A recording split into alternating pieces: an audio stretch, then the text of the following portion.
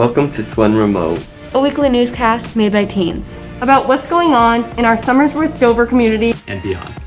We are Swen. We are Swen. We are Swen. Welcome back to Swen Remote. I'm your host, Calissa Stalker. This week, we will look at how different art programs are functioning during the pandemic and how they're working to keep the arts alive. First, we talked to the Director of Education and Youth at Seacoast Repertory Theater in Portsmouth, New Hampshire. Created from the pandemic and new to Seacoast Repertory Theater is the Teen Rep Company.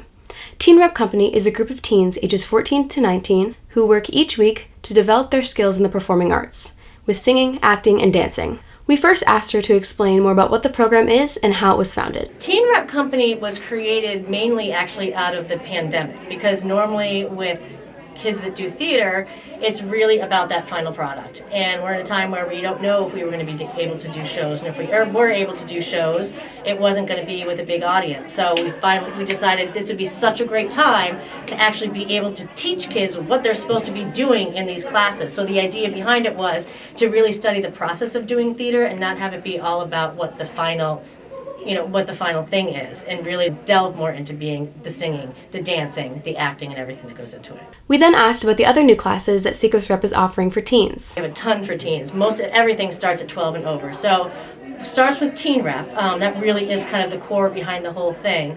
And our Teen Rep meets every week, but not only do they need to take Teen Rep, but they need to also take a dance class of their choosing. We have Musical Theater Dance 2 for the kids that aren't as versed in musical theater. We have Musical Theater Dance 3.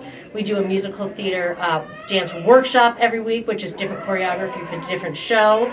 Then obviously if you're going to take musical theater, you need to have a ballet background, so we do ballet, we do jazz, and then on the completely different end, we also have playwriting, and then we have an a cappella group, we have an improv group, and we do step dancing. But in total, we have 17 classes. Next, we asked why she believes it is so important to keep theater alive during this time. If you ask any of these kids, they will tell you that when they come here, this is their happy place. This is the place where everything goes away. When you step inside, whether it's our theater, whatever theater it is, that's when teenagers can really take the time to stop trying to be like everybody else and really come in and be like themselves. They can come in and this is their release, this is their love, whether it's singing, whether it's dancing, whether it's acting, whether it's being together. It's somewhere that they can go, they can shed everything that's going on outside, forget about the rest of the world, and just come in and create and perform theater. And honestly, theater teaches these kids empathy. Theater teaches these kids how to change the world, how to change the world through activism. It teaches them how to look at somebody that's completely different from them and see the beauty in that uniqueness instead of that person being weird. In the theater, weird is wonderful.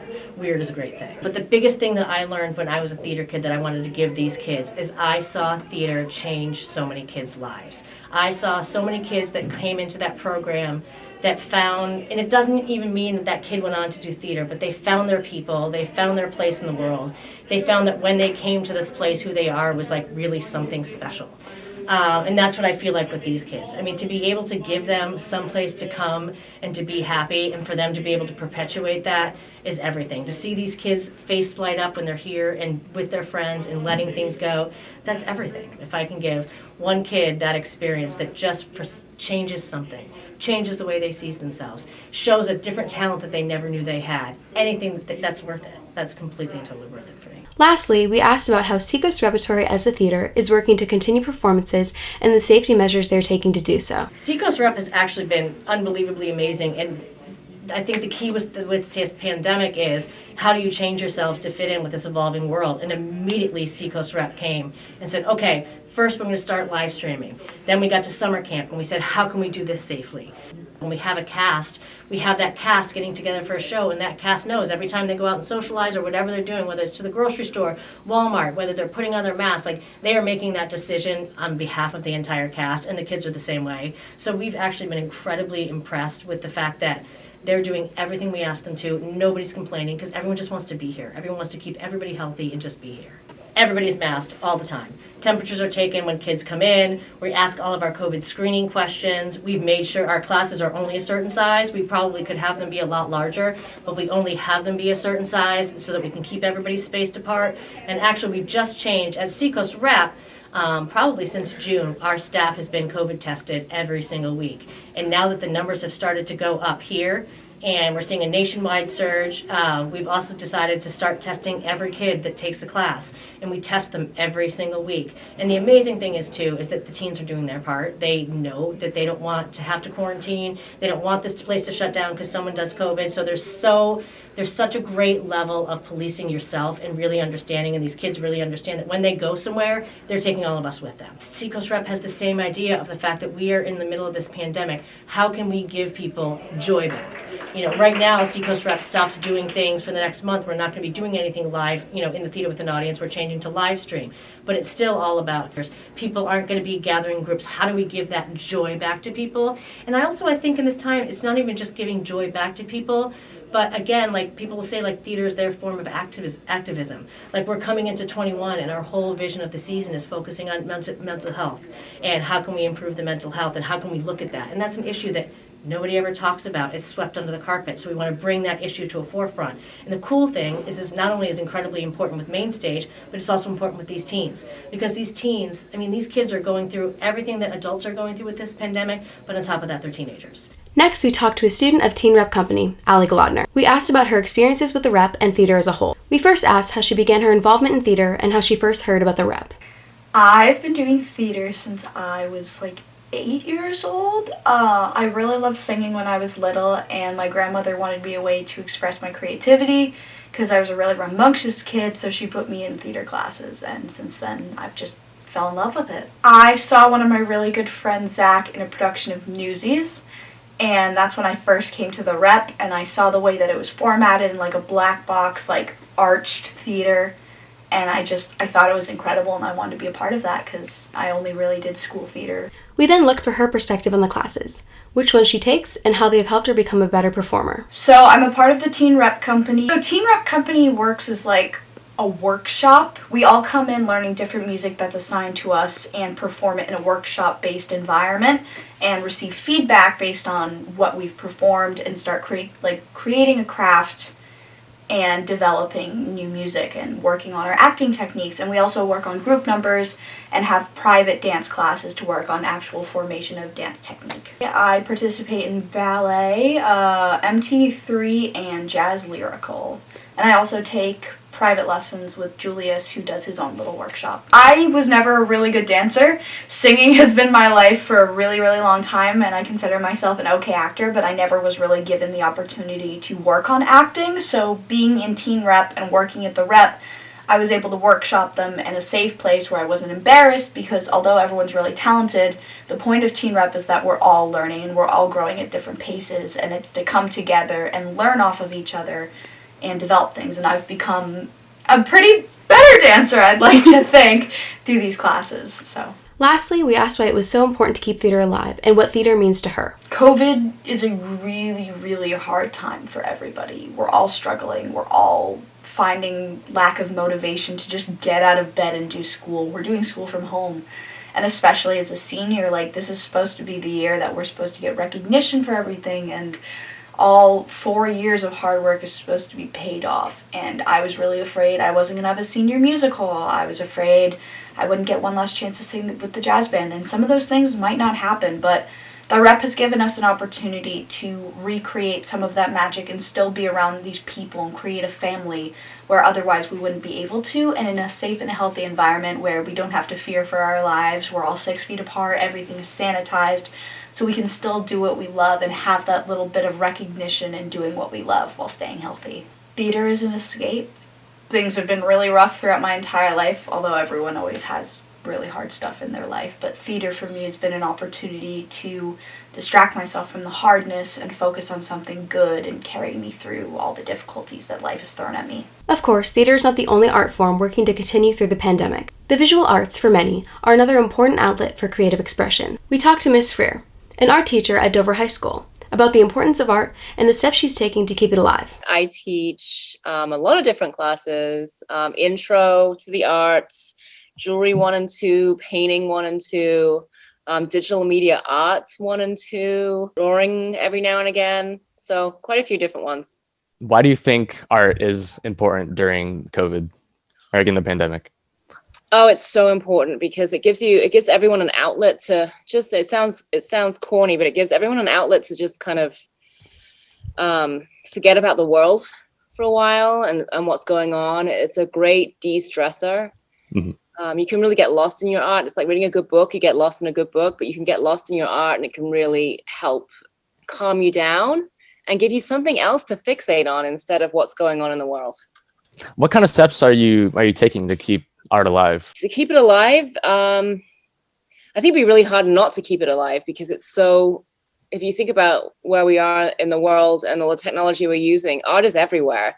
It's when you pick up your phone and look at the icons on your phone, someone designed that. It's someone designs cars. That's an art person. I mean, everywhere you look, art is alive, and it's just getting people to see that and to appreciate it more, I think, is the difficult thing.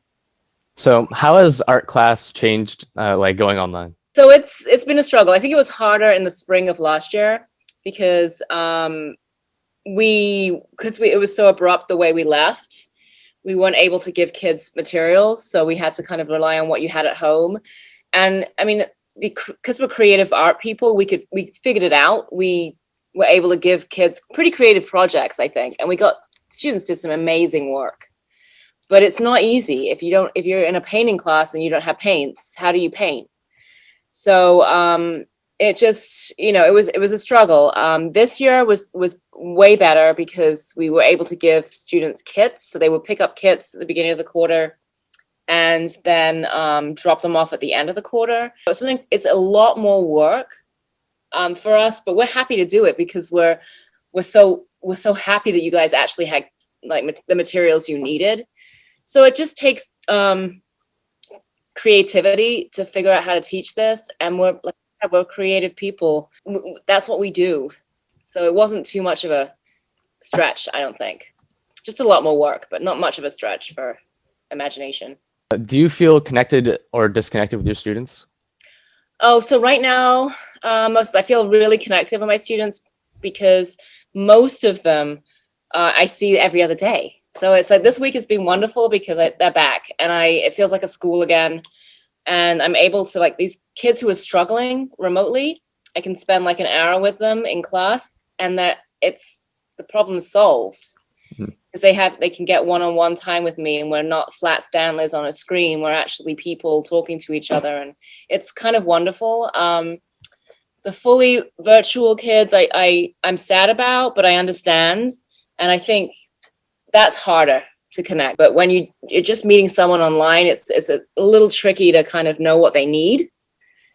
Yeah, that's the struggle. My last question: what do you have to say to like students who are like struggling during this time? Struggling academically or everything? Struggling in everything? Both? Yeah, both. So academically, it will get better. Like, you will have time to catch up.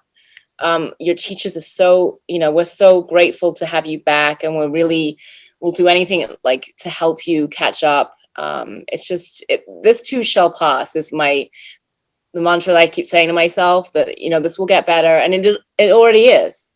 So as far as like what's going on in the world, this too shall pass. Vaccines are rolling out. The weather's getting better. You can hear birds outside. You just got to try and focus on the little things, like the birds singing and the 60-degree weather we're gonna have, and just that kind of stuff. You just don't think big picture right now. Think little picture. Just think about the little things, because I think if you think about the big things, you get so obsessed and you go into a dark place, and I think that's really unhealthy. So yeah, that's my cheap advice. When thinking of art, we often think of physical art, such as sculptures and paintings. However, there are many other art forms that people forget, one of which is digital art. We spoke with Miss Dodge, a digital media teacher at Somersworth High School. She gives us her take on teaching art through the pandemic and how her job has changed. So digital media, basically in this program we cover graphic design, animation, web development, and video production. So it encompasses a variety of different media that you would use and interface with online using computers. We asked if she thought it was easier to teach online or in person, and how teaching online has altered her teaching methods.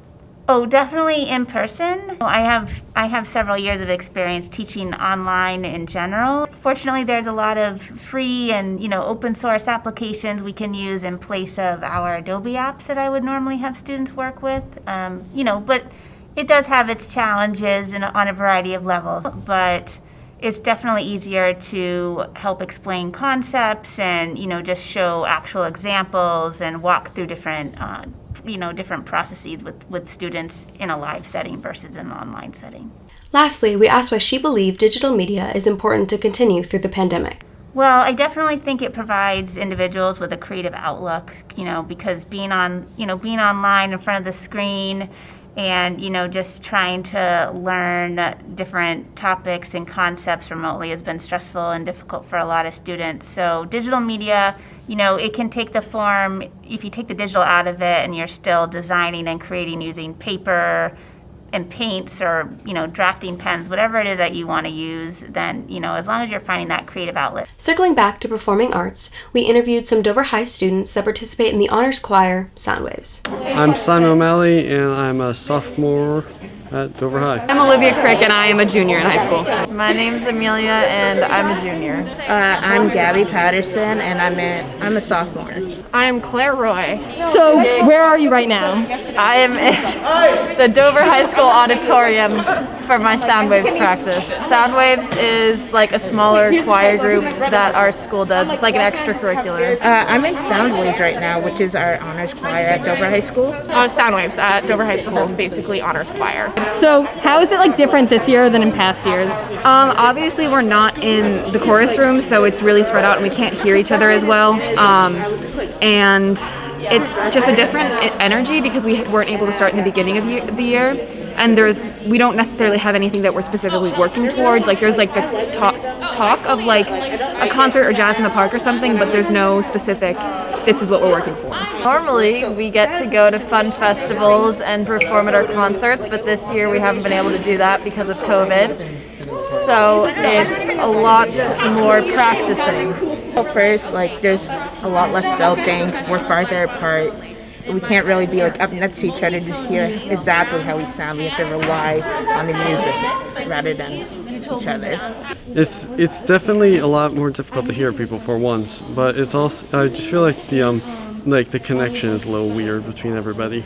We can't all sit next to each other, which is really sad, and we've been kind of doing distance practices and all of that. We haven't really done any performances, but it's still just as fun getting to see everybody and getting to be friends and all of that and to sing together, which is the most important part, obviously. Now, what's the most challenging part about having to do this? Most challenging part is being able to see my friends, but not being able to see my friends. They're so far apart, and I can't really be there to hug them.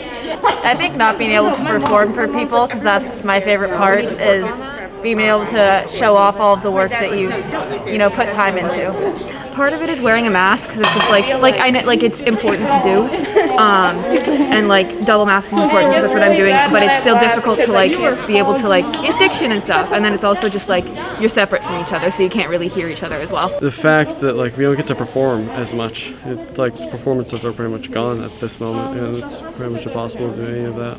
But why do you think it's important to keep music and the arts going during a time like this? I think if the sports kids have what they have, then we should get to do it too. I don't know. It's music is one of those things for at least all the people here that we all really love.